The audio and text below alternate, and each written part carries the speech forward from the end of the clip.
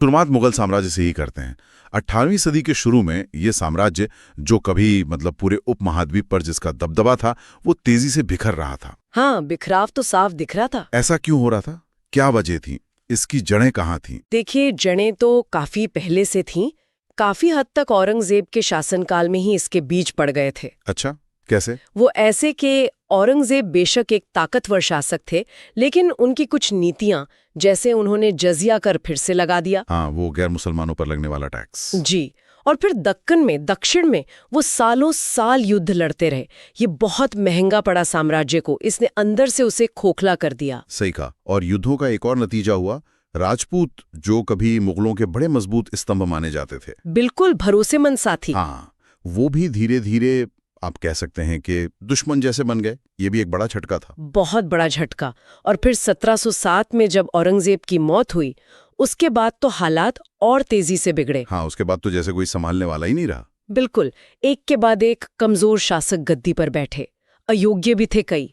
ना साम्राज्य संभला, न दरबार की घुटबाजी रुकी। और नतीजा ये कि साम्राज्य की पकड़ बस ढीली पड़ती चली गई। और जब घर कमजोर होता है तो बाहर वाले नजर रखते हैं। सही बात। इसी कमजोरी का फायदा उठाया बाहरी हमलावरों ने। 1739 नादिर शाह। ओहो, नादिर शाह का दिल्ली पर हमला, वो तो भयानक था। बहुत भयानक। उसने दिल्ली को लूटा और उसके बाद अहमद शाह अब्दाली, उसने तो कई बार हमले किए। हाँ, अब्दाली। और पानीपत की तीसरी लड़ाई 1761। बिल्कुल, 1761 पानीपत की तीसरी लड़ाई, इसमें मराठों की हार हुई। इसने न सिर्फ मराठों को कमजोर किया, बल्कि मुगल साम्राज्य के पतन को और तेज कर दिया। ये तारीखें याद रखनी जरूरी हैं। 1707 औरंगजेब की मौत, 1739 नादिर शाह का हमला, 1761 पानीपत की तीसरी लड़ाई, प्रीलिम्स के लिए बहुत महत्वपूर्ण। तो ये बाहरी हमले हो गए, जी। लेकिन घर के अंदर भी तो आग लगी हुई थी ना? हाँ, अंदरूनी समस्याएं शायद ज्यादा बड़ी थीं। दरबार, वो अमीरों के गुटों में बटा हुआ था। हर गुट अपनी ताकत बढ़ाने में लगा था। और एक और बड़ी समस्या जिसका जिक्र आता है, जागीरदारी संकट। ये क्या था असल में? हाँ, जागीरदारी संकट, ये बहुत अहम है। देखिए, मुगल सिस्टम में ऐसा था कि अधिकारियों को, मनसबदारों को, उनकी सैलरी के बदले जमीन दी जाती थी, जागीर। अच्छा। वो उस जागीर से रेवेन्यू वसूलते थे।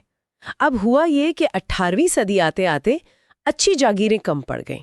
जमीन उतनी थी, लेकिन लेने वाले बढ़ गए। बिल्कुल, मनसबदारों की संख्या बढ़ गई थी। तो अब या तो जागीर मिलती नहीं थी, या मिलती थी तो बहुत खराब, जहां से ज्यादा आमदनी ना हो। तो इसका असर क्या हुआ? असर ये हुआ कि मनसबदारों में, अधिकारियों में असंतोष फैल गया। और जब अधिकारी ही नाखुश हों तो पूरा प्रशासन गड़बड़ा जाता है। सेना का रखरखाव भी ठीक से नहीं हो पाता।